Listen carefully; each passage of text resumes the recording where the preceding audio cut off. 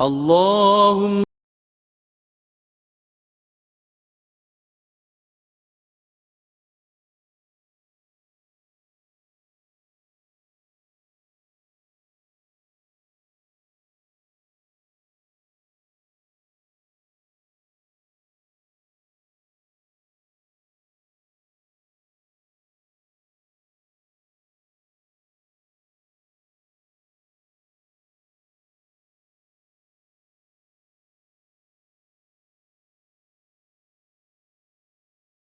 وكفى والصلاة والسلام على عباده الذين اصطفى خصوصا على أفضلهم وخاتم النبيين محمد الأمين وعلى آله وصحبه أجمعين وبعد فأعوذ بالله من الشيطان الرجيم بسم الله الرحمن الرحيم ونزلنا عليك الكتاب تبيانا لكل شيء وهدى ورحمة وبشرى للمسلمين صدق الله العظيم. Brother Chairman, respected Imam, brothers and sisters here in Masjid Ubudiyah in Shah Alam in Kuala Lumpur, Assalamu alaikum wa rahmatullahi wa barakatuh. Our topic tonight is not an easy one. So we pray to Allah for His help, for His guidance, and for His blessings as we attempt to address you on the subject, the Shia, the Sunni, and Akhirulzaman. A follow-up lecture to our previous lecture entitled The Sufi, the Salafi, and Akhirulzaman. These are challenging topics, and I'm happy that you are so interested, that you are here to listen to this topic. Allah subhanahu wa ta'ala has commanded in the Quran, commanded us, بعد أعوذ بالله من الشيطان الرجيم واعتصموا بحبل الله جميعا ولا تفرقوا. Hold on, all of you, hold on to the rope of Allah, which is most of all the Quran. Hold on to the rope of Allah and do not be disunited. وَلَا تَفَرَّقُوا. After that command in the Quran, it is going to be interesting to see what happens. Nabi Muhammad sallallahu ta'ala alayhi wa sallam has accomplished his mission. He's finished his job. O people, he asks from Arafat, have I delivered the message? And they all proclaim, yes, you have. And then Allah subhanahu wa ta'ala sends down revelation. اليوم أكملت لكم دينكم وأتممت عليكم نعمتي ورضيت لكم الإسلام دينا.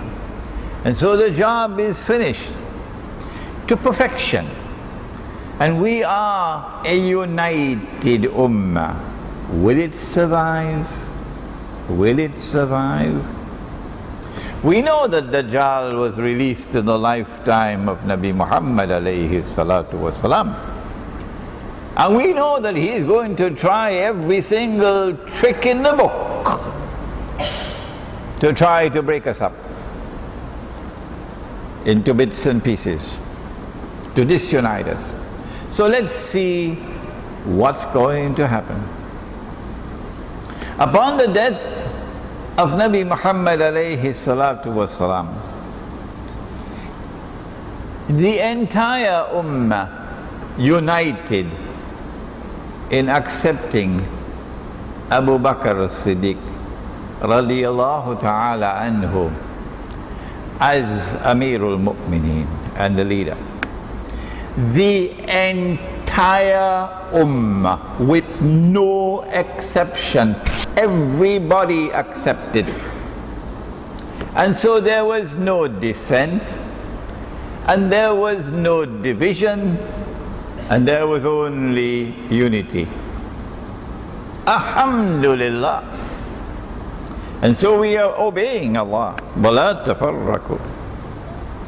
And then when came the time for his successor, the entire ummah, with no exceptions, everybody accepted Umar Farooq radiallahu ta'ala anhu as Amirul Mu'mineen and Khalifa. There was no dissent. There were no divisions. And so we remained a united ummah. Alhamdulillah. We are obeying the command, do not be disunited. And then came his successor. And Uthman Ghani radiallahu ta'ala anhu becomes the Amirul Mu'mineen and Khalifa.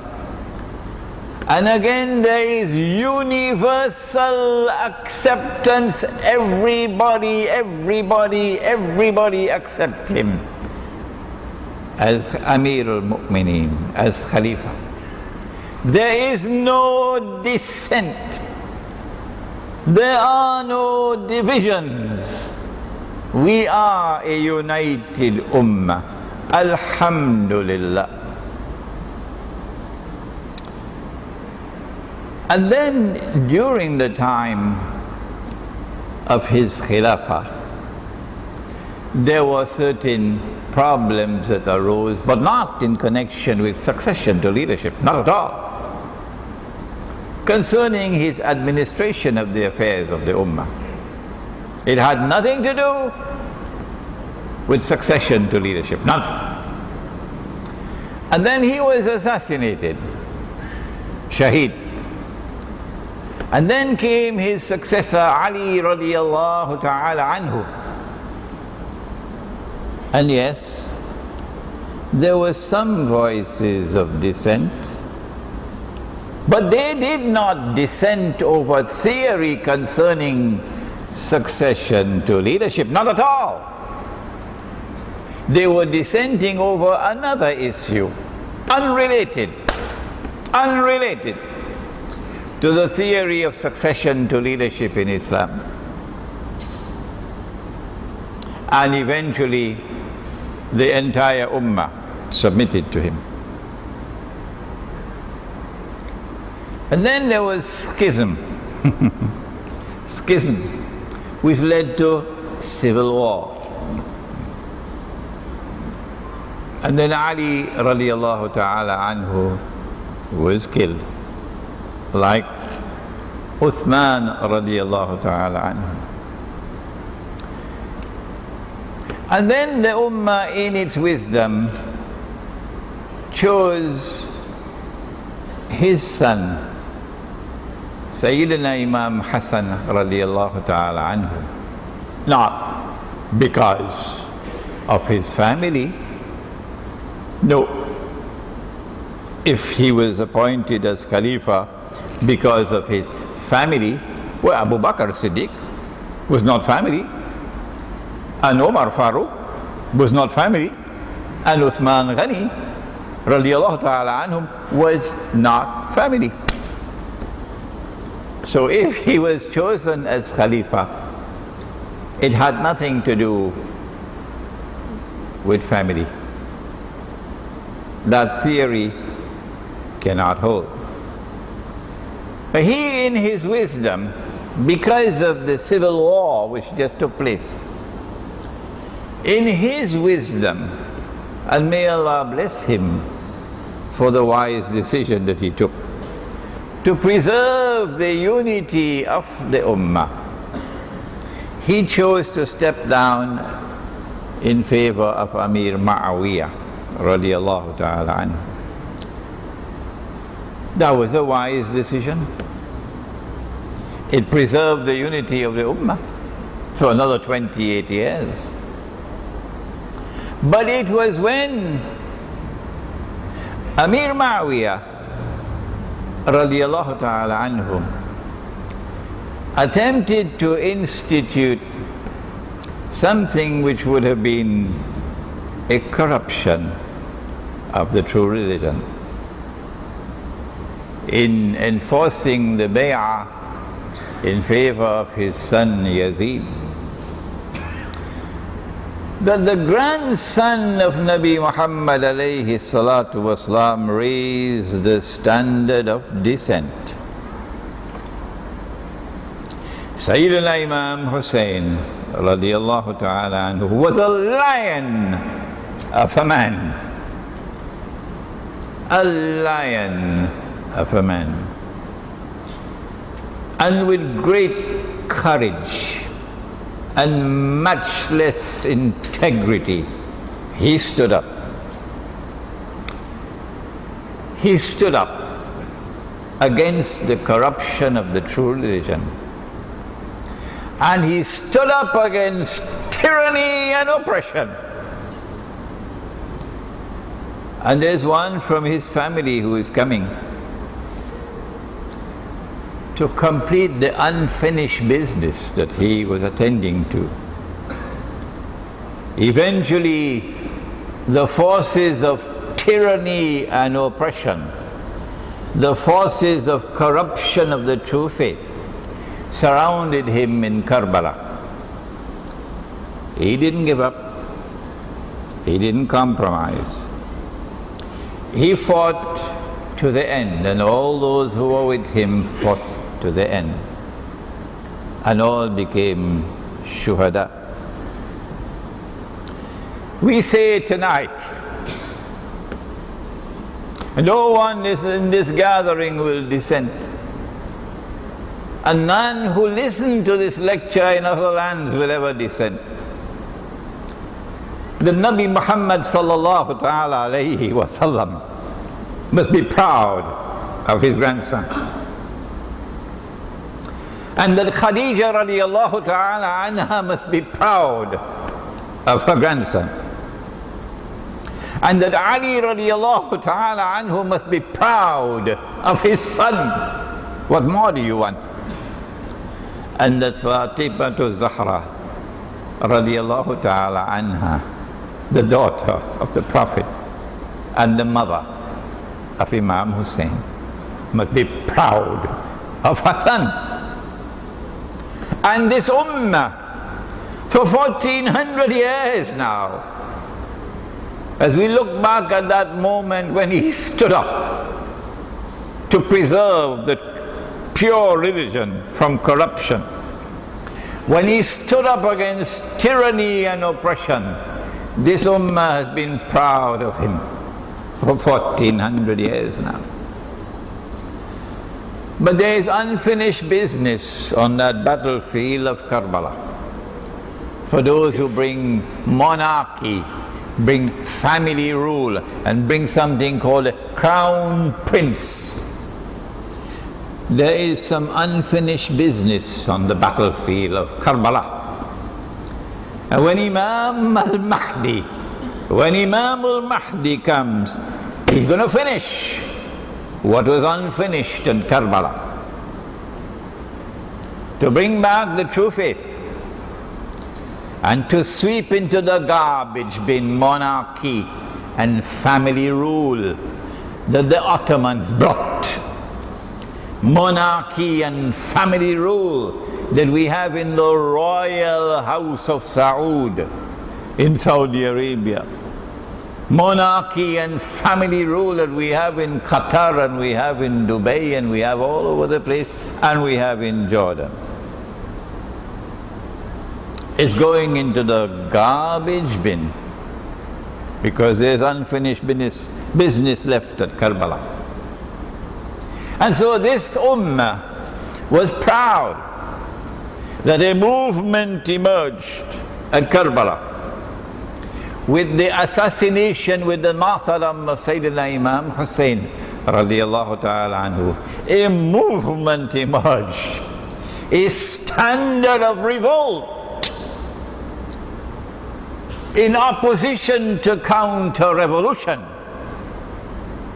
a standard of revolt to preserve the true faith from corruption, a standard of revolt that the head which bows in worship before Allah will not bow before tyranny and oppression. What a wonderful day that was. What a wonderful moment that was when this movement emerged.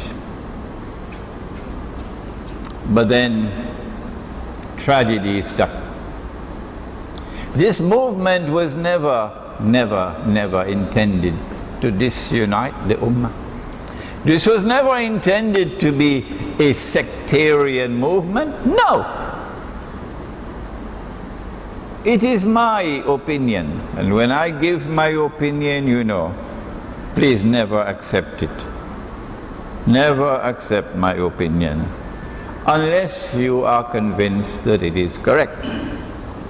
It is my opinion that Dajjal is the mastermind who now corrupted this movement of dissent, this movement against counter-revolution.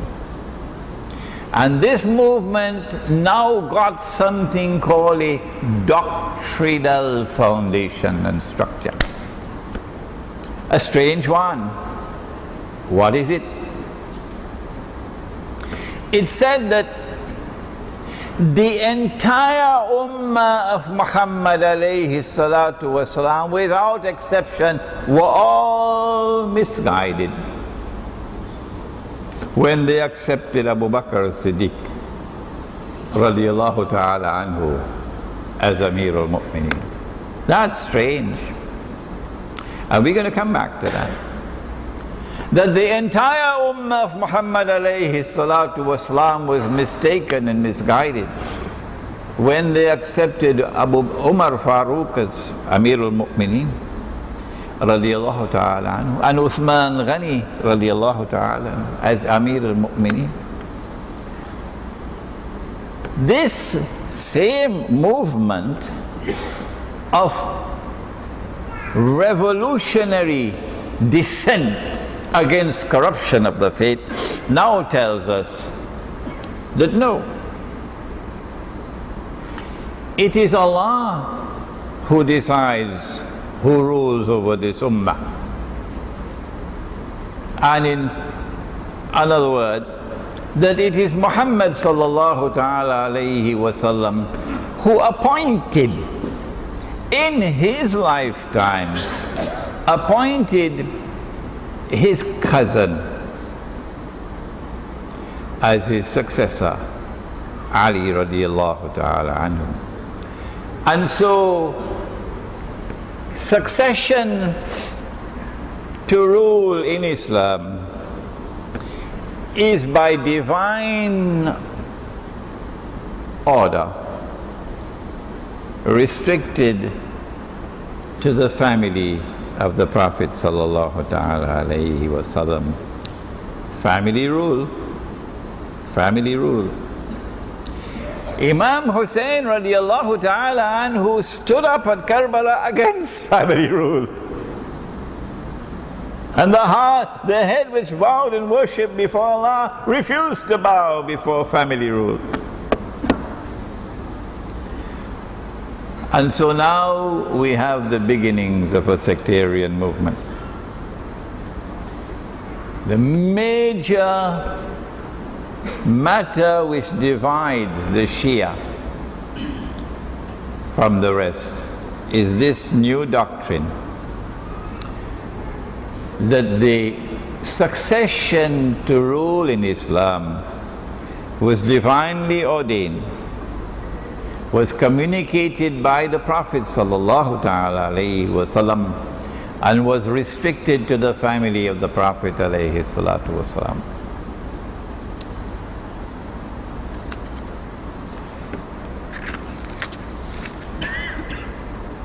When Imam Imam al-Mahdi comes, of course, then everything is going to be cleared up. And there will be no misunderstandings anymore.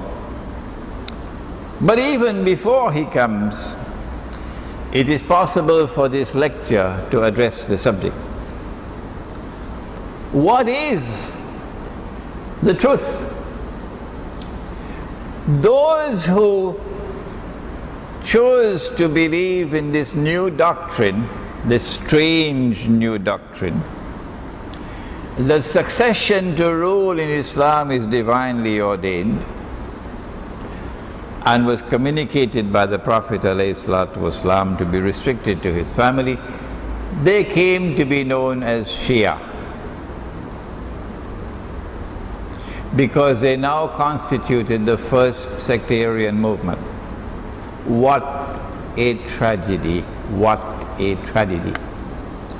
That this movement which stood up against corruption, stood up against tyranny and oppression with matchless courage and matchless integrity, should now be taken for a ride. What a tragedy.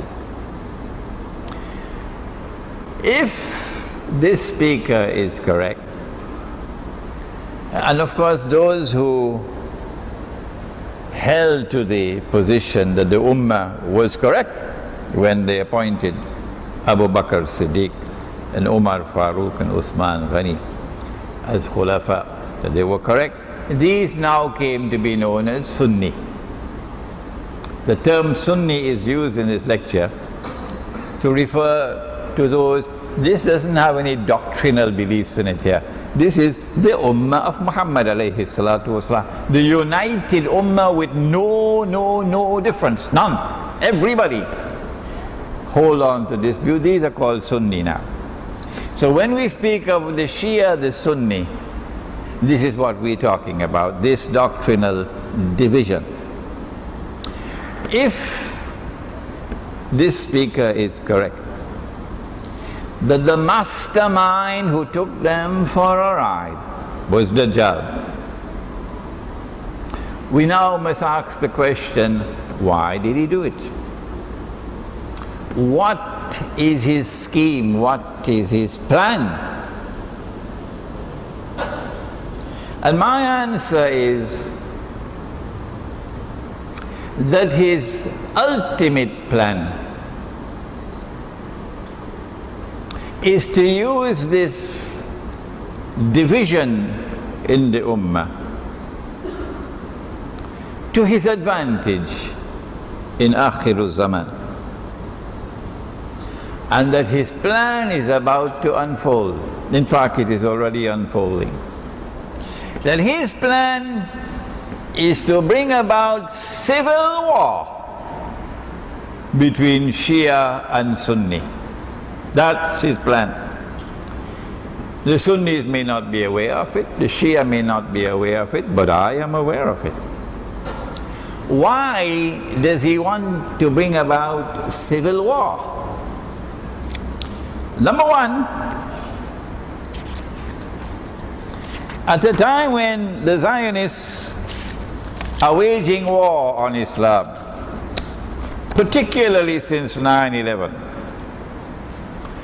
and they're doing it so that Dajjal may be able to move from stage 2 to stage 3.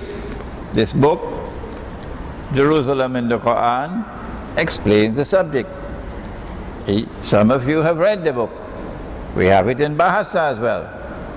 But don't tell me you bought it, said, but Sheikh, I didn't get the time to read it as yet. Because the events are unfolding now, which is there in this book 10 years ago. He wants to bring about a change in the rulership of the world. That the United States of America must be brought down, so that Israel will replace the United States as the next ruling state in the world. And so a day which is like a month will come to an end. If you find this language strange, it's because you've not read this book. And a day which is like a week will now commence. And during the time of a day like a week, the world which had experienced Pax Britannica and then Pax Americana, but of course there's no Pax, it's only deceit and war, will now experience Pax Judaica, the rule of Israel. In order for Israel to rule the world, and for Dajjal to eventually emerge in Jerusalem as a Jew, as a young man, powerfully built, with curly hair, meaning the curls coming down on the side, not curly hair on top, and standing up in Jerusalem and declaring, I am the Messiah, which is probably about 20-25 years from now. When I give opinion, I can be wrong, you know that. In order for Israel to rule the world, Israel has to rule over the Arabs. We spoke about that last night. And this booklet, where is it? Here we are. Medina returns to center stage in Akhirulzaman. This was my topic last night in Subang Jaya. And we have this book in Bahasa, and we have this book in Bahasa, outside. Israel has to impose its political and economic dominion over the Arabs as a preliminary to ruling over the world. Secondly, Israel has to impose her political and economic dominion over the Muslims, the entire world of Islam. And so Israel will have to wage war. We know for certain that one of the wars that Israel is going to wage is on Egypt. Oh yes. And when those fools with a capital F, I hope they are listening to me, made the alliance with the Zionist NATO to bring down Gaddafi, who was opposed to the Zionists, those absolute fools who said that they were Mujahideen, in bringing down Gaddafi with the help of NATO, now made Libya a NATO state. NATO is in charge, but they don't know it. Fools with a capital F. And so when the attack comes on Egypt, Egypt doesn't have a chance now. Because Israel will attack from the east, and NATO will attack from the west, and Egypt will be sandwiched in between. We know that's coming. We know that Israel wants to destroy Pakistan's nuclear plants and nuclear weapons and break up Pakistan. We know that. We know that Israel wants to attack Syria, bring about regime change in Syria so that Syria could become another Libya. And those fools who were so foolish in Libya are equally foolish or even more foolish in Syria. And I'm not talking about the Mujahideen in Syria who have no links with the Zionists, none, and who would rather die than take a penny from Saudi Arabia, who have no links with Saudi Arabia, no links with Qatar, no links with Jordan, nothing at all, and who are struggling in Syria. I am not speaking about them, not at all. I'm talking about these fools who say they are Mujahideen and who are in alliance with NATO to bring down this Syrian regime. These are the ones I'm talking about. We're expecting that since they have not succeeded so far, they're going to wage war on Syria. It is in this scenario that we now want to introduce how Dajjal is going to exploit the Sunni Shia division to his advantage in Akhirulzaman? The answer is, he wants to provoke Sunni Shia civil war. That's what he wants to provoke. If he can succeed in provoking Sunni Shia civil war in the world of Islam, what would be the benefit for him and for the Zionists? Number one, Islam is going to look terrible before the entire world on the stage of the world. Look at these Muslims at a time when they are back to the wall, fighting for their very lives. Look at how foolish the Muslims are, fighting amongst themselves. Islam is going to look so bad that whatever sentiment there may be in the world sympathetic towards Muslims, even that might be lost. And that will be tremendously advantageous to Israel and to the Zionists and to their propaganda war in CNN and Al Jazeera and the newspapers and the television sets. You can just imagine. They're going to have a field day laughing at the Muslims who are fighting amongst themselves at this time. Number two, Dajjal will consider it advantageous to provoke a Sunni Shia war, because such a war will weaken both the Sunni and the Shia at a time when Sunni and Shia should be trying to build maximum strength and power to resist Israel and to resist the Zionists. Thirdly, Sunni Shia civil war is going to break up Pakistan. There's no way that Pakistan can survive. They are the ones who planned 9/11. And one of the reasons why they planned 9/11 is to be able to get a base in Afghanistan from which to target Pakistan,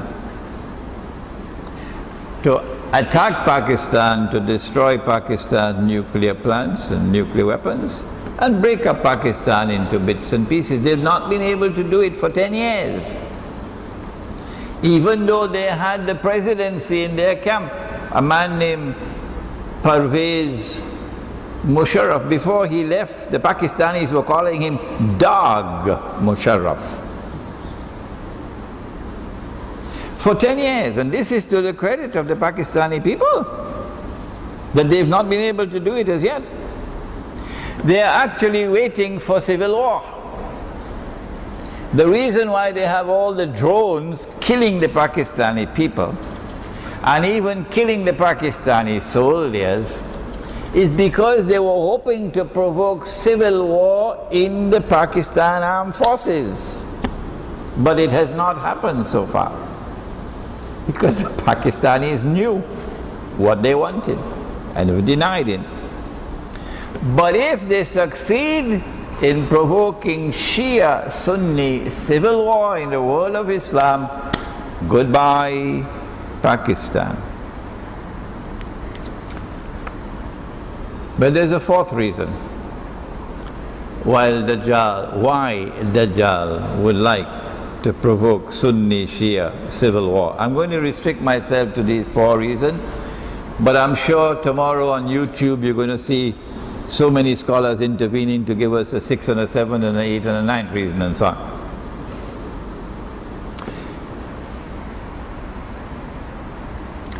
Iran is the Shia country par excellence.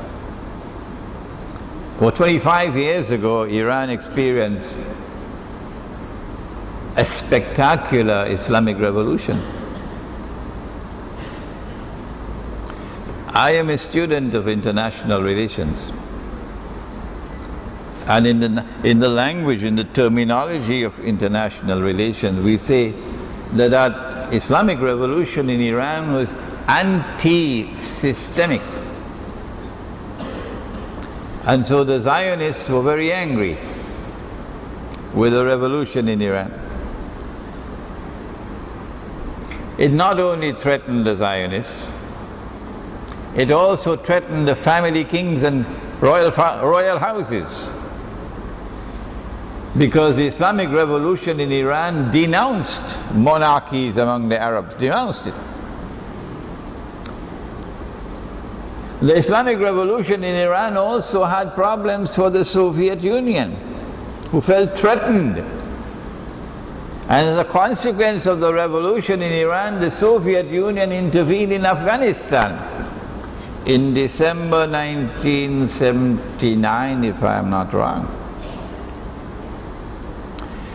The revolution in Iran has produced a government which has consistently for these last 25 years opposed the Zionists.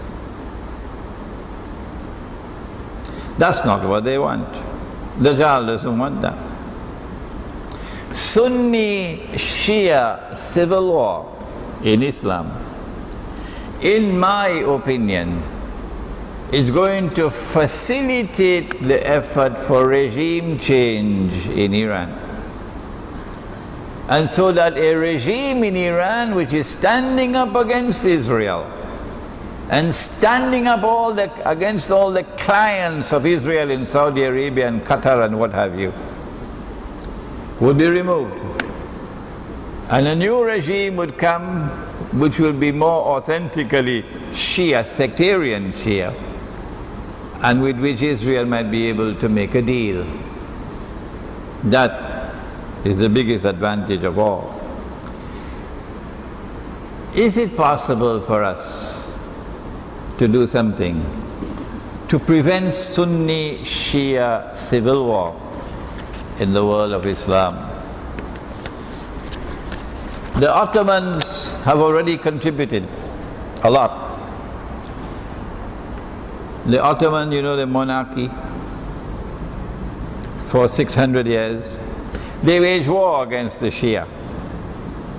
So Sunni Shia warfare to fan the flames of hatred. And today the drum beating is taking place. When I use the term Protestant Islam, by now you all know what I mean by Protestant Islam. A version of Islam with a methodology which says the religion is restricted to simply texts, the text of the Quran, the text of the Hadith, devoid of the spiritual heart, devoid of nur, devoid of firasatul mu'min, devoid of a capacity to see with the nur of Allah. That Protestant Islam declares that only Allah and His Messenger and the Aslaf have the authority to interpret the Quran and to interpret the Hadith. That's their position, and I'm not speaking derogatively about them. No. I'm not ridiculing them. No. I'm not disrespecting them. I'm not waging war on them. No. It is this Protestant Islam which is now beating the drums furiously against the Shia. Taken for a ride by Dajjal, who wants to foment Shia-Sunni civil war. And so wherever there is Protestant Islam anywhere in the world today, you find a people who are obsessed with beating the drums of war against the Shia. One of the ways that we can avoid Sunni Shia civil war is by calling a spade, and telling them, you are foolish in what you're doing. You are playing, you are dancing to Dajjal's tune. The Zionists have been creating a Shia crescent by attacking Iraq and then bringing about regime change in Iraq with elections while the Americans are in control of Iraq, and you have elections, and by some magic wand, abracadabra, that becomes halal. A halal government emerges in election, that's foolish. And now a Shia government replaces the Sunni government in Iraq.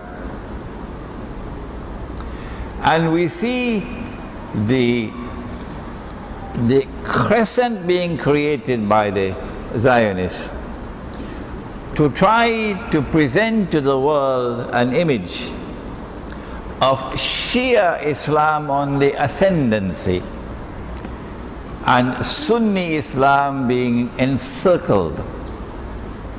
This is not by accident.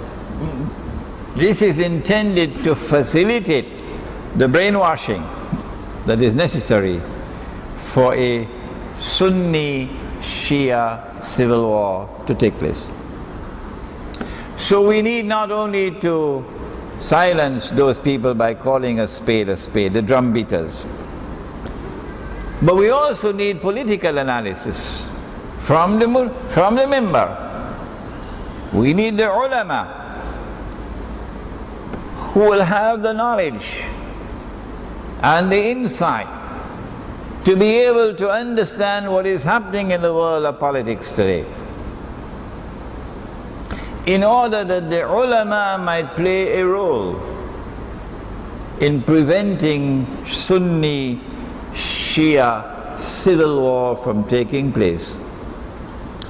Because if it does take place, that's it. We will suffer, and suffer tremendously. What can we do to prevent Sunni Shia civil war in Islam, which is Dajjal's plan, and which, if it does occur, will bring catastrophe after catastrophe on this ummah. Pakistan won't survive. I said, number one, call a spade a spade. The same foolish behavior, same foolish conduct which led to Libya now becoming a Zionist state, the same foolish conduct which could lead to Syria becoming another Zionist state, that is the same foolish conduct which is now beating the drums of war against the Shia, Protestant Islam. Call a spade a spade. Let the Ummah call a spade as part of the effort to try to save this Ummah from civil war. I said there's a role for the ulama and the khatib from the mimbar,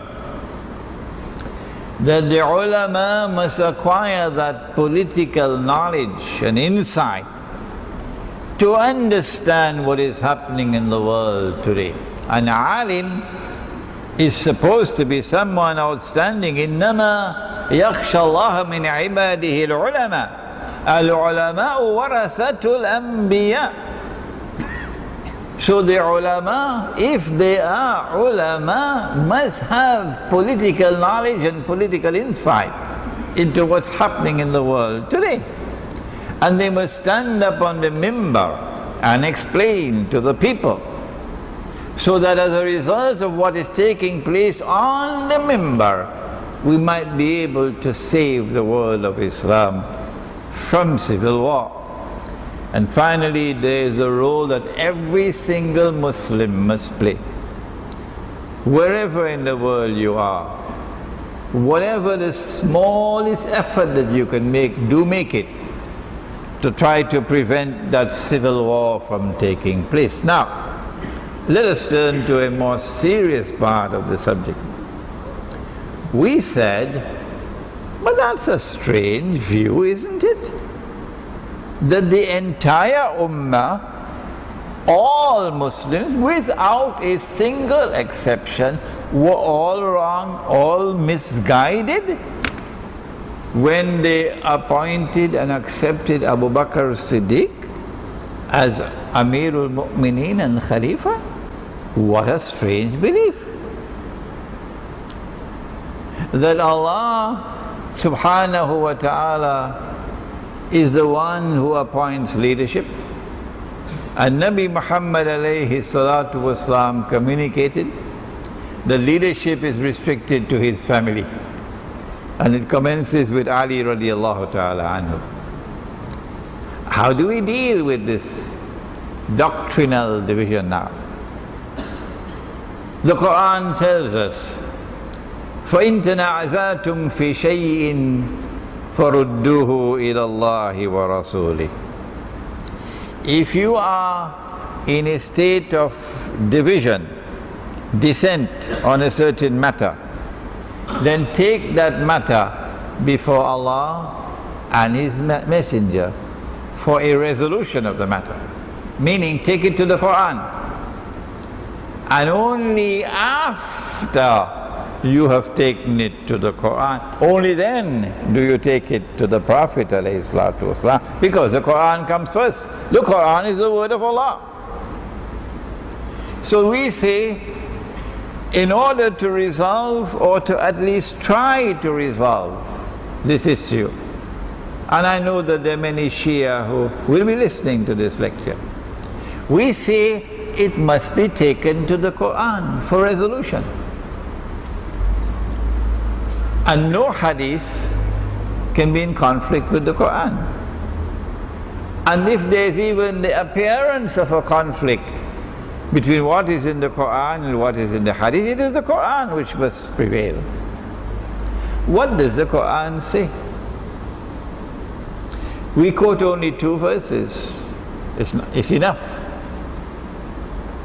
Allah subhanahu wa ta'ala gives a command in the Quran. Ya ayyuhalladhina amanu, O you who have faith in Allah, ati' Allah, obey Allah,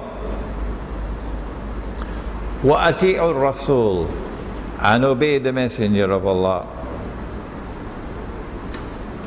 wa ulil amri minkum,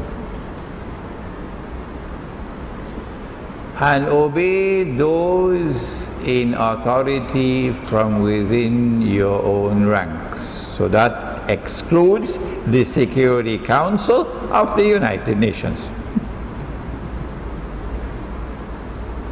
My teacher of blessed memory, Maulana Dr. Fadlur Rahman Ansari rahimahullah, commenting on this verse, he says, what Allah means is, obey those in lawfully constituted authority from amongst you.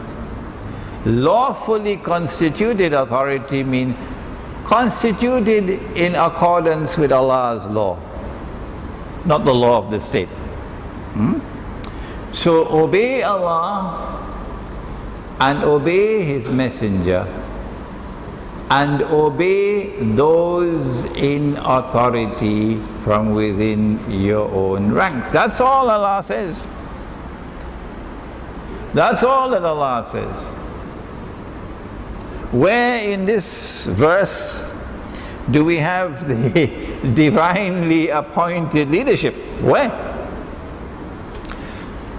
Those in authority, how are they constituted? And how do they function? That's the question now. Is it that Allah subhanahu wa ta'ala appoints those who are to be in authority amongst you? In another verse of the Quran, Allah subhanahu wa ta'ala explains, He says, وَشَاوِرُهُمْ فِي الْأَمْرِ وَأَمْرُهُمْ شُورَ بَيْنَهُمْ. That your affairs, ulil amr, your affairs are going to be conducted and determined on the basis of shura, not on the basis of a divine edict. No. And so the Quran is clear. The Quran is clear that there is no basis at all in the Quran for the belief that there is a divinely appointed leadership in Islam that is restricted to the family of the Prophet ﷺ. That is in conflict with the Quran. What then do we do with alleged hadith in which the Prophet ﷺ is alleged to have appointed Ali radiallahu ta'ala anhu as his successor? Our observation is that it is a massive vote of no confidence in the Prophet ﷺ. وَنَعُوذُ بِاللَّهِ مِنْ هَذَا. You're making him look as the worst possible leader that has ever been on the face of the earth. That he should declare, I have finished my work, I have completed my mission. And then as soon as he dies, every single Muslim disobeys him. Every single Muslim without exception, all of his companions disobey him by disregarding his alleged command that Ali radiallahu ta'ala anhu must be my successor. It is clear that Nabi Muhammad alayhi salatu wasalam never gave such a command, never gave such an appointment. Not only because of what is in the Quran, because it would have violated the Quran, but also because the Ummah spoke. Nobody knew about that command.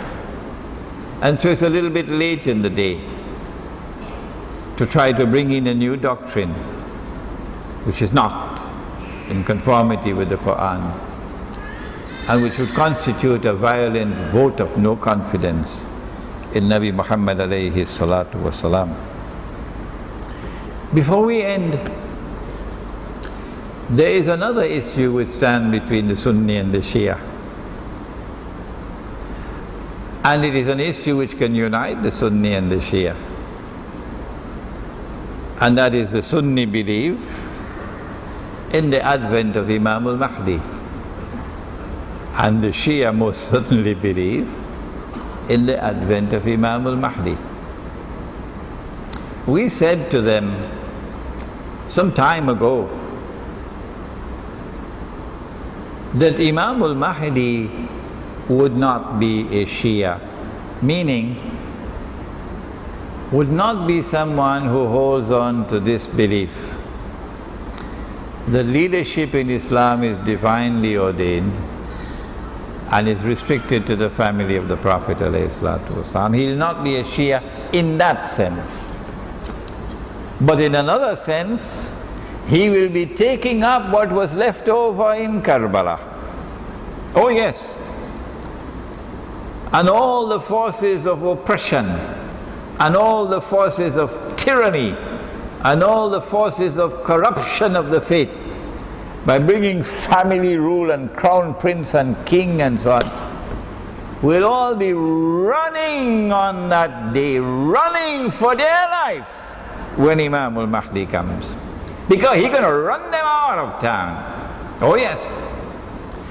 In that sense, Imam al-Mahdi will be in harmony with the movement that emerged from Karbala. The movement, the revolutionary movement that emerged from Karbala to restore the true faith and to protect the true faith from corruption and to stand up with matchless courage and integrity against oppression and tyranny. That Imam al-Mahdi will continue where Karbala left off. So tell them that for me in Riyadh.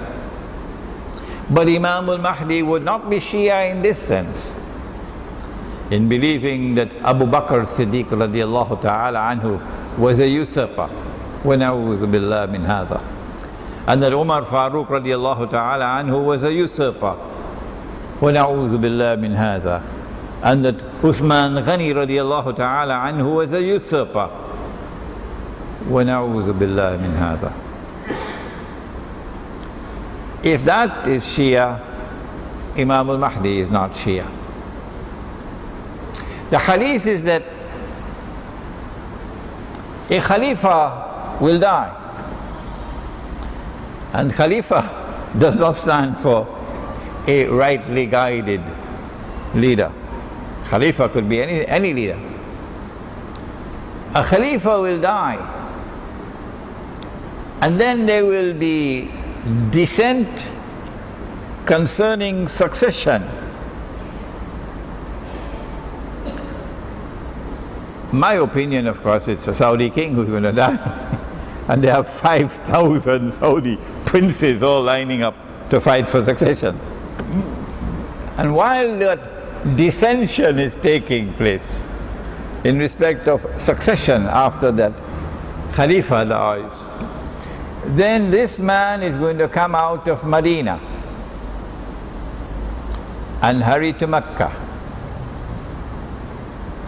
He will have to be someone well known. Of course, he's an Arab, not an Indonesian. He speaks Arabic, not Bahasa Indonesia. He's going to hurry to Mecca. And when he arrives in Mecca, the people of Mecca are going to come out to him to urge him and to force him to accept the bay'ah at the Kaaba. This is not your normal Saudi. No. This has to be those Saudis who recognize the corruption in the regime and whose hearts long for the true Islam that will stand up to the Zionists. Saudi Arabia is now a Zionist state, the American kingdom of Saudi Arabia. These people are going to come out to him to urge him and force him to accept the bay'ah. And he will accept the bay'ah at the Kaaba. I made the observation, and let me repeat it again, but say it slowly this time because some people don't hear properly. I said that Mecca has never been a Shia city. Did I say that there are no Shia in Saudi Arabia? Huh? I said Mecca has never been a Shia city. Is this true or is it false? I said that I do not anticipate Mecca becoming a Shia city. No. In the sense of Mecca accepting this doctrine that succession is divinely ordained and it is restricted to the family of the Prophet ﷺ. This doctrine we are talking about. I said that it is impossible for Mecca, which is not Shia, it is Sunni. Only in this doctrinal sense we are talking. For a Sunni Mecca to give the bay'ah to an Imam al-Mahdi who is Shia, that's not possible. This is a statement I have made.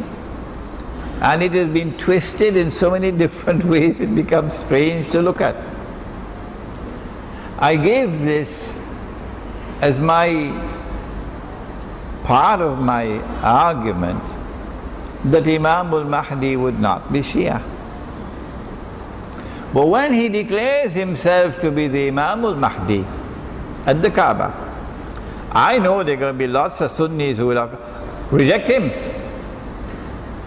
Lots of Sunnis who will reject him, declare he's a terrorist. Particularly the Sunnis living in the Zionist lands, you know, Saudi, United States of America and Canada and Britain and Europe and so on, and Australia and Singapore. He's a terrorist. There's another Osama bin Laden out there. So some Sunni will accept him and follow him. Some Sunni. This one will say, but he is not Deobandi, so I'm not going to follow him. That one will say, he's not going to be Brelvi, so I'm not going to be following him. That one will say, he's not this one and he's not that. All the sectarian movements in Islam will disown him. So who will follow Imam al-Mahdi on that day amongst the Sunnis? My view is very few. And then what will happen to the Shia? I believe that many Shia are going to reject him, Imam al-Mahdi. I believe that there are going to be Imam al-Mahdis around the corner before the real Imam comes. The Zionists have probably already crafted an Imam al-Mahdi. I heard there's one in Turkey. Let me not mention his name. Written a lot of books. So we're going to have a number of Imam al-Mahdis coming along the road. And it is only those with true knowledge and insight, only they will be able to recognize, look, that's an impostor. That is not the true Imam.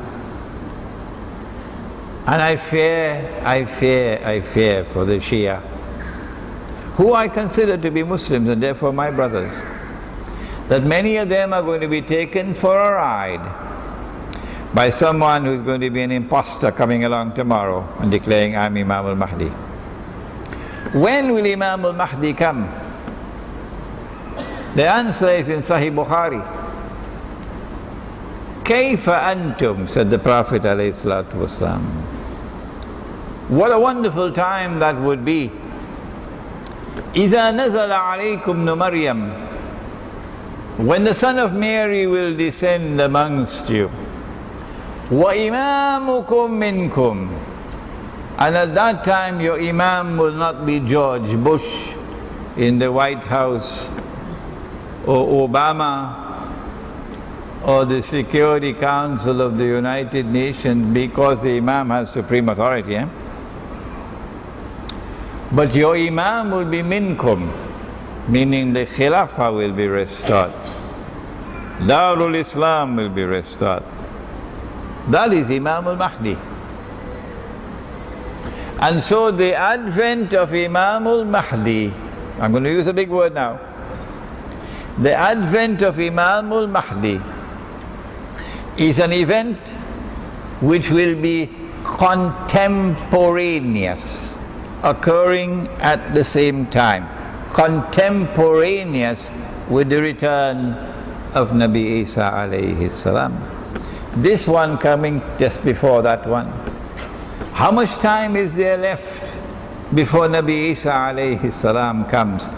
Do not attempt to answer that question unless you've done your homework and you've studied Ilmu Akhirulzaman. Many of my books outside that I've written are on this subject. Ilmu Akhirulzaman. It is the most important branch of knowledge in Islam today. And it is the one branch of knowledge which is not being taught. Ilmu Akhirulzaman.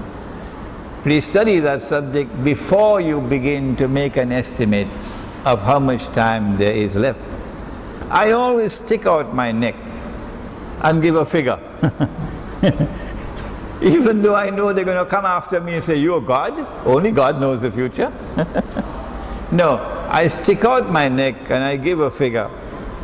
Of course, always saying, I can be wrong, Allah knows best. In order to condition your minds about an approximate time frame. That's all I'm doing, an approximate time frame. By my understanding, we probably have about 25, 30 years left before Nabi Isa alayhi salam would come down. Some of my students say to me, Sheikh Imran, you're wrong, it's much less than that. When Imam al-Mahdi comes, and he proclaims himself Mahdi at the Kaaba, I know at that time there will be amongst the Shia those who will accept him and follow him.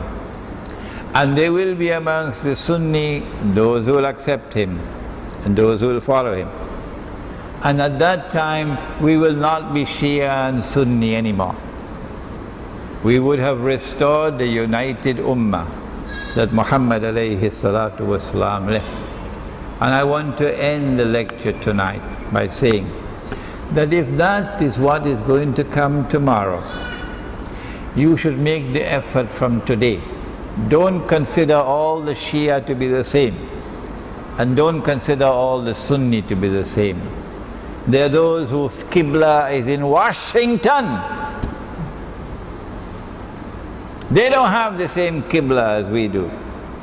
And there are also amongst the Shia those who have corrupted beliefs. But not all are the same. So do not allow your mind to be corrupted. And reach out amongst the Shia for those who will unite into one solidarity in fighting a common battle against a common enemy, with the prayer that Allah subhanahu wa ta'ala will unite us on that day when Imam al-Mahdi returns. رَبَّنَا تَقَبَّلْ مِنَّا إِنَّكَ أَنْتَ السَّمِيعُ الْعَلِيمُ وَتُبْ عَلَيْنَا يَا مَوْلَانَا إِنَّكَ أَنْتَ التَّوَّابُ الرَّحِيمُ بِرَحْمَتِكَ يَا أَرْحَمَ الرَّاحِمِينَ آمين.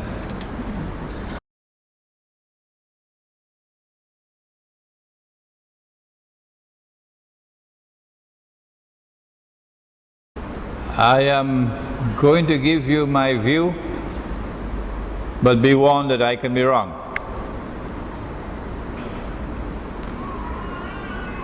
I believe they have now reached that point where they realize that unless and until there is external intervention in Syria, they will not be able to bring down the regime. And so I think they are planning external military intervention. And they're going to put the ball in Russia's court. Russia knows that if the regime falls and a pro-Western regime comes into Syria, Russia will lose the naval port that she has. It's the only naval port that Russia has in the Mediterranean. And if Russia loses that port, that is a significant success for Israel. Will Russia wage war? Will Russia risk nuclear war? Will Russia risk Armageddon, or what the Prophet called Malhama, over Syria? My guess is that the Zionists have concluded that Russia will not do it, that they could take Russia's bluff. And so they're probably training Turkey now for the Turkish armed forces to intervene in Syria and to try to bring about a regime change in Syria by armed military intervention, not just an armed insurrection. If they ever succeed in bringing down the Syrian regime, guess what's going to happen? In Libya, what these fools who say that they're mujahideen did, and the Zionists did in Libya, is that Muammar Gaddafi had reached out with great compassion and kindness and wisdom to Black Africa,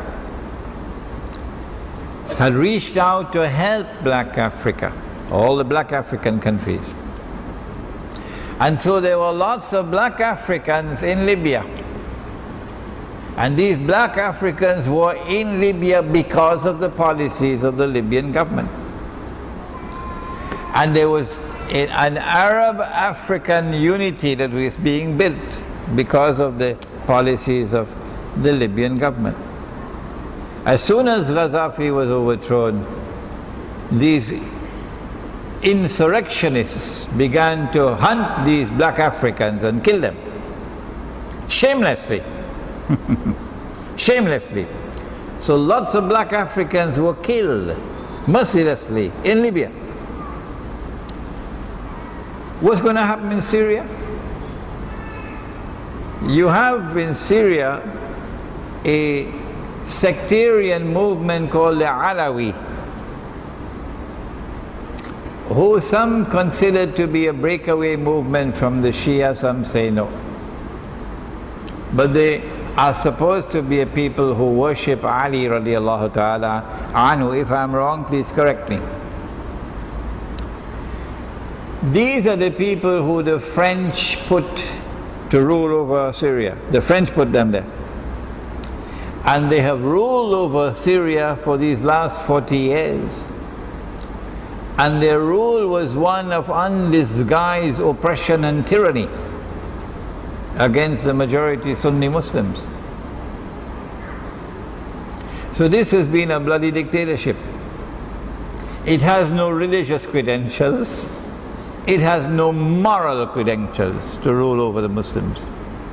The only credentials that it has is that it has stood up against the Zionists, that's all, like Libya. So if this regime is overthrown, you're going to have a bloodbath in Syria. And the Alawi are going to be slaughtered. The Zionist-funded mercenary mujahideen, so-called mujahideen, are going to slaughter the Alawi. And if the Shia consider the Alawi to be Shia, that could be the start of the Sunni Shia civil war. I believe that this is what is going to happen. I hope and pray it does not happen, but I believe this is what is going to happen in the near future, within the next few months. Any other questions? Comment is very perceptive here. The Iranian government is a Shia government. But when Imam Khomeini, rahimahullah, succeeded in the revolution in Iran, Imam Khomeini reached out to the leadership of the Sunni world. He wrote, for example, a letter to Maulana Maududi, rahimahullah, in Pakistan, seeking to build a bridge of Shia-Sunni unity. That was Imam Khomeini, rahimahullah. So the revolution that came to Iran was not a sectarian Shia revolution. It was more of an Islamic revolution than it was a Shia revolution. And this government in Iran, that the Protestant Muslims are now beating the drums furiously for war on Iran, this government has established or is establishing an alliance with Russia.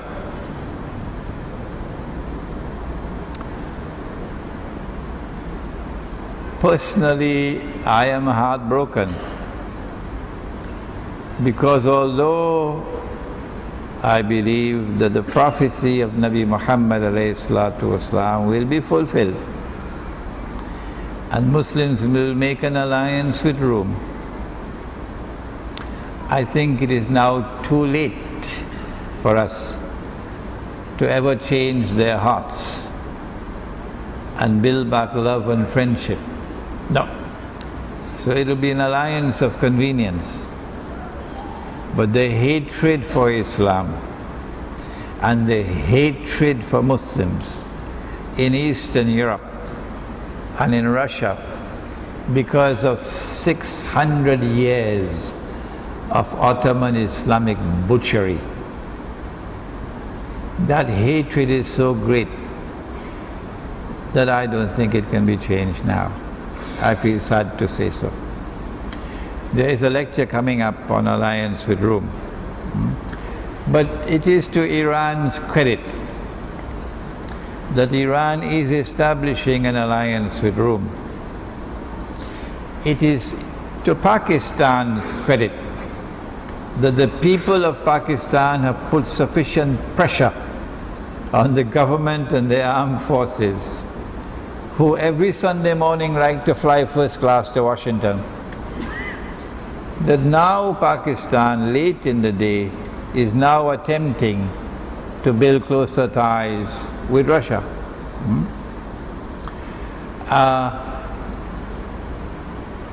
This is something positive. Why is the rest of the world of Islam wedded to the Anglo-American alliance? Why are they all friends of Washington and scared of Russia and the alliance with Rome? Part of the reason for this is because the strategy of the Zionists has always been to take control of those who rule over us and to take control of those who control their armed forces. And they brainwash these people.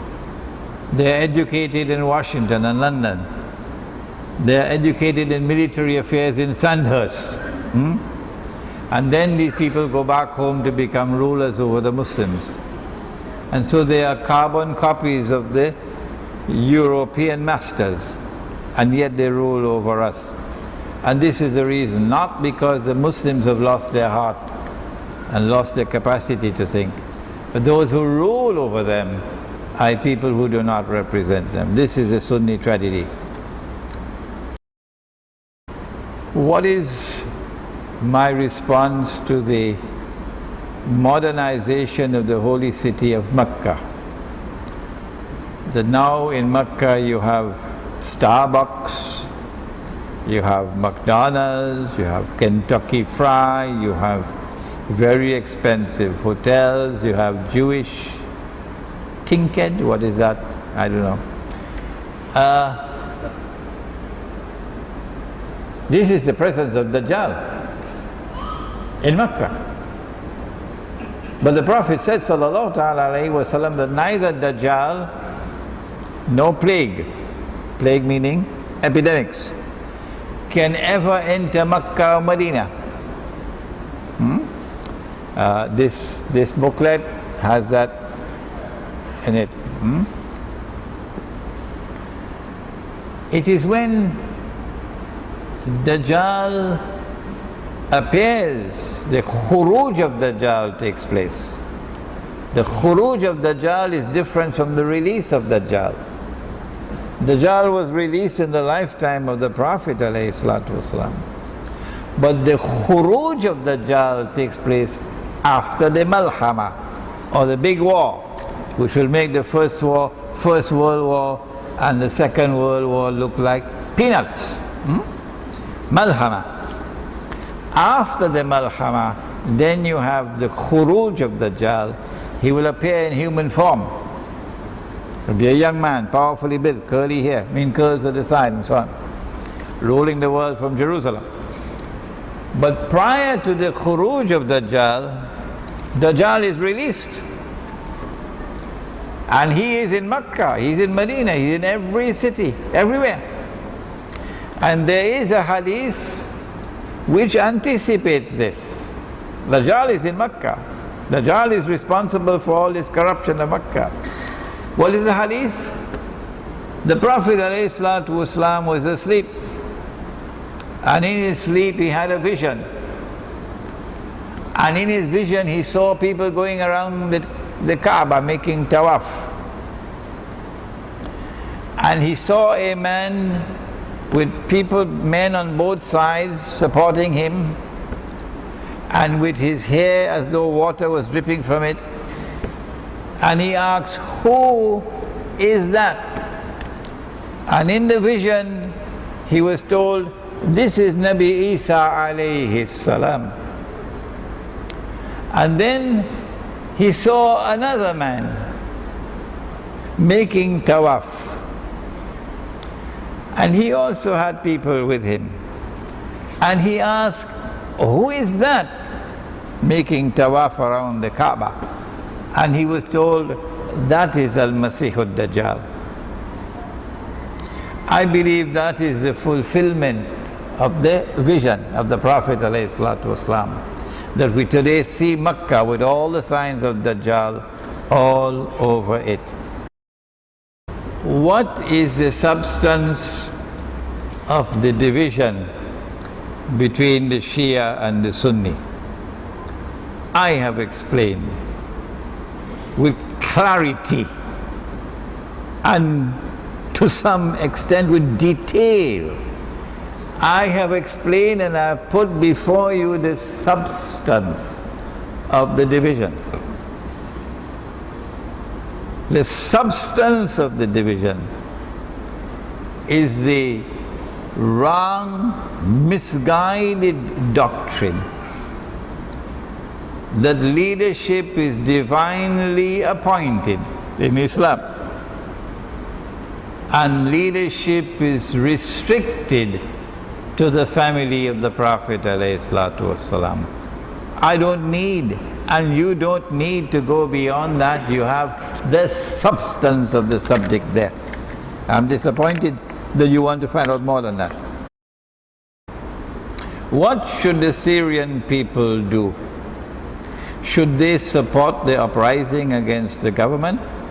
Should they support the government? What is the answer in the context of Islamic teaching? I already answered this question in several interviews on YouTube.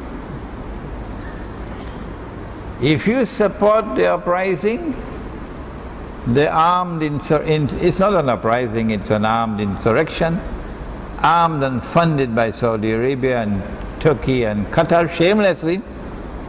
If you support the armed insurrection, tomorrow you're going to have a Zionist state of Syria. If that's what you want, then go ahead. But I don't think the Syrian people want that. Not at all. Do you support the government? I just said, the Syrian government has no moral authority. None. It has no religious authority. None. It has been a government which has been oppressive and tyrannical. I said all of these things. But to its credit, the Syrian government has opposed the Zionists. What do you do?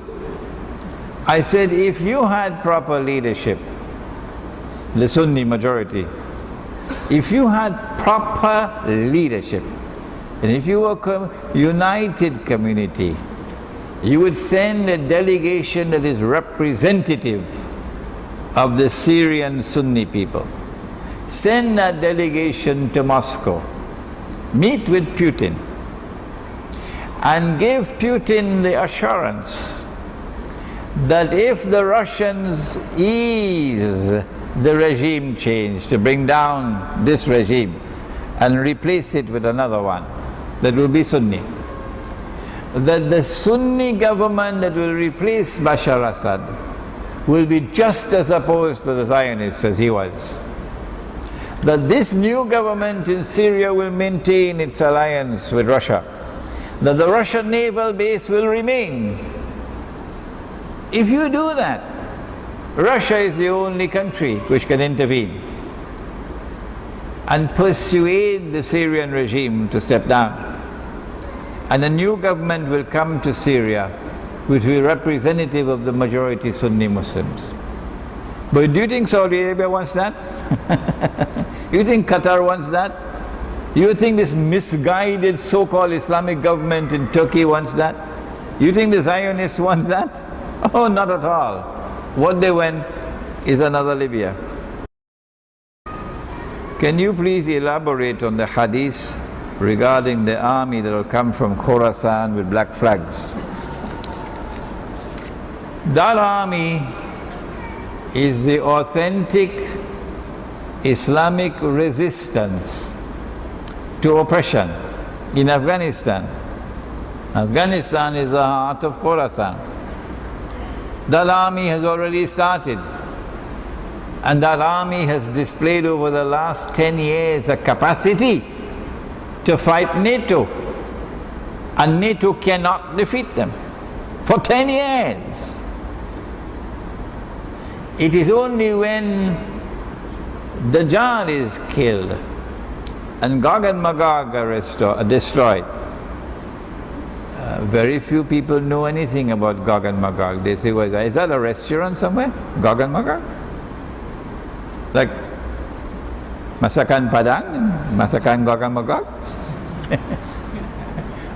I have a book outside, took me a long time to write it, An Islamic View of Gog and Magog in the Modern World. I pray somebody will help me to translate it to Bahasa, inshallah. An Islamic View of Gog and Magog is outside. When Dajjal is killed and Gog and Magog are destroyed, after the Malhama takes place, electronic warfare is not possible. No. Your cell phones ain't going to work anymore. No, you probably won't have electricity after that. No. So it's going to be conventional warfare as before with horses. It is at that time the Prophet said alayhi salatu wasalam, that the army will now be unstoppable from Khorasan, marching in a straight line, liberating every territory in a straight line until it reaches Aelia, the Roman name for Jerusalem. And at that time when they reach Aelia, then said the Prophet ﷺ, لَتُقَاتِلُنَّ الْيَهُودِ, the hadith is in Sahih Bukhari, Sahih Muslim, you will most certainly fight the Jews. Not all Jews. No, that's lazy scholarship. We don't want lazy scholars. No, not all Jews. لَتُقَاتِلُنَّ الْيَهُودِ, you will most certainly fight the Jews. Which Jews? The Jews who are oppressors. Not the Jews who are standing with us and resisting oppression. There's a Jewish scholar in London who's been interviewing me on Skype. He's Jewish. لَتُقَاتِلُنَّ الْيَهُودِ وَلَتَقْتُلُنَّهُمْ, and you will defeat them. حَتَّى يَقُولُ الْحَجَرَ, at that time even the stones will speak. Ya Muslim, هَذَا يَهُودِيٌّ وَرَائِي, there's a Jew hiding behind me. فَتَعَالَ فَقْتُلْ, so come and kill him. This is the army that will come from Khorasan. I don't think there are going to be any men in that army. No, don't be annoyed with me. If you're annoyed, at least be good friends after the lecture is over, okay? I don't think there are going to be any mujahideen in that army without beards. No. I think every single one of them in that army will have a beard. And I'm not talking about the Saudi apology for a beard. No, I'm talking about a beard which is the Sunnah, that beard. I don't think anybody in that army is going to be wearing black suits and bow ties. No, that army is going to be comprised of people wearing ethnic clothing. Ethnic clothing. You know, sometimes in KL, I'm the only one wearing a sarong. Yeah. So I asked, where are the Malay? Nobody is wearing a sarong. That army will have people wearing ethnic clothing. I don't think they'll be eating with knife and fork. No, that army will come from Khorasan, who will be eating the Sunnah way.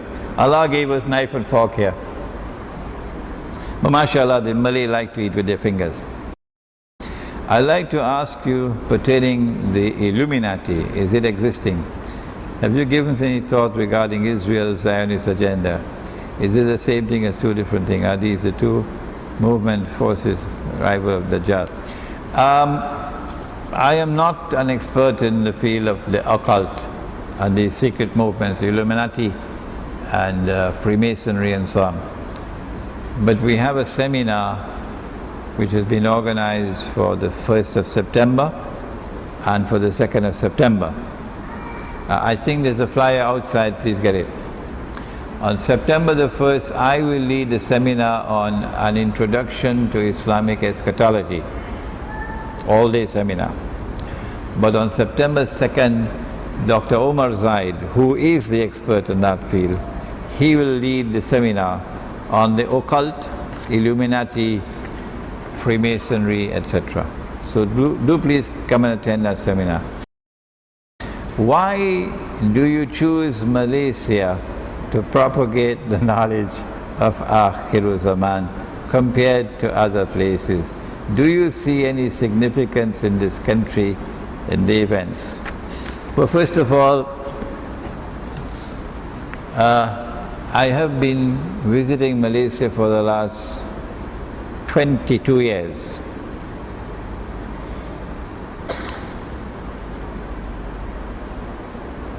And in these 22 years, the Malaysian people have reached out to me and have supported me on every single turn. So many of them have become my students. I always publish or print my books in Malaysia. I could print them cheaper in Pakistan, in Bangladesh, in Indonesia, in China, cheaper. But I have chosen to print my books in Malaysia even though it's more expensive, because of the quality of the work I get and because the people who are helping me are all here in Malaysia. Can you explain the importance of Al-Ihsan knowledge for the subject of Akhirulzaman?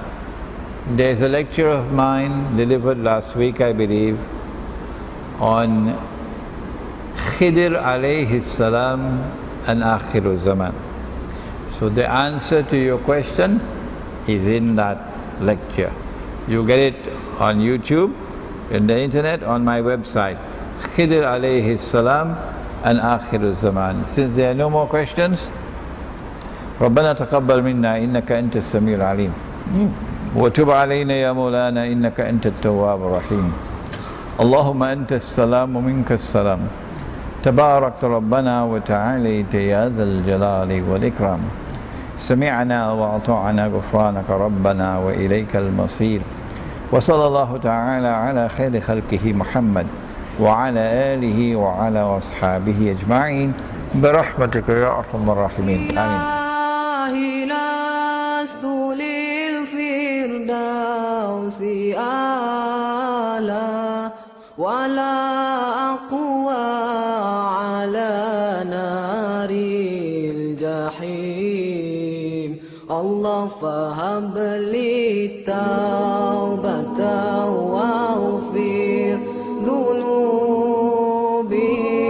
فإنك غافر الذنب العظيم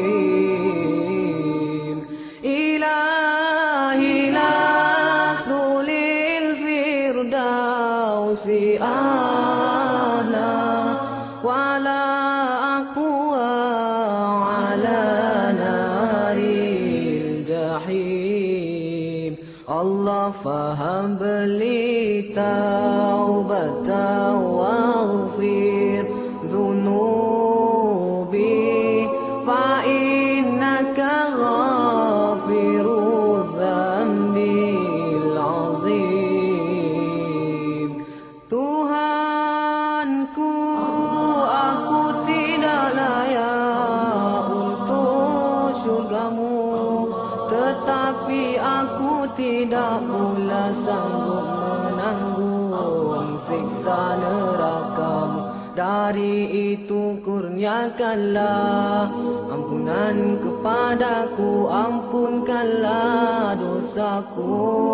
Sesungguhnya Engkaulah pengampun dosa-dosa besar. Tuhanku, aku tidak layak untuk syurgamu, tetapi aku tidak pula sanggup menanggung siksa nerakamu. Dari itu kurniakanlah ampunan kepadaku, ampunkanlah dosaku. Sesungguhnya Engkaulah pengampun dosa-dosa besar. Ilah